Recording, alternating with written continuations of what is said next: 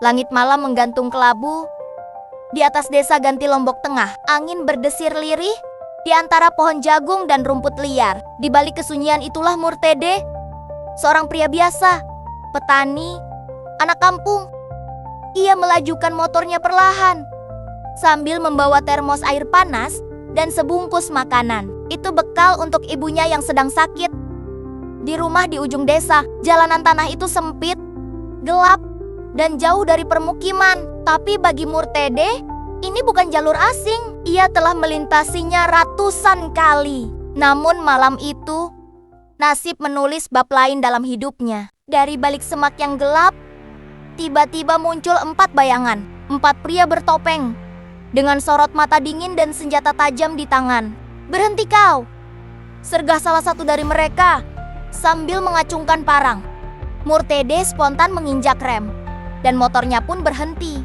Jantungnya berpacu, dan tangannya bergetar. Bukan karena takut, tapi karena ia tahu ini bukan sekadar perampokan. Ini bisa jadi akhir hidupnya. Salah satu begal maju dan menarik paksa tas yang dibawanya. Yang lain sudah bersiap, tapi mereka tidak tahu bahwa pria yang mereka hadapi bukan seorang pengecut. Dalam sekejap, semuanya pecah. Murtede menepis tangan perampok itu. Parang nyaris menyayat wajahnya. Ia berguling ke tanah, mengambil tongkat kayu di pinggir jalan, dan melawan. Dalam adu cepat antara nyali dan naluri, 2 begal terkena sabetan balik. Salah satunya tumbang.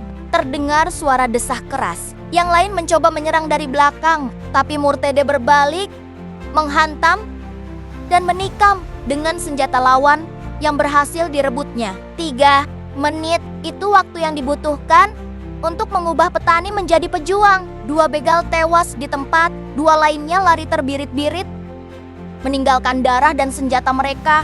Murtede terdiam.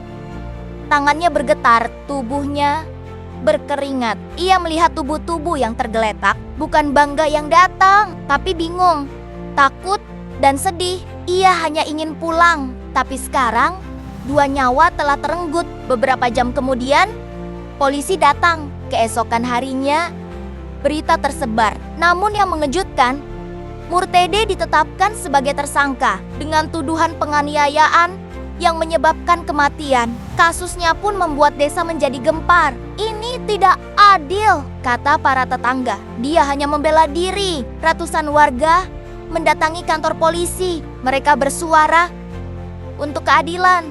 Mereka tahu siapa Murtede, pria sederhana yang tak pernah mencari masalah.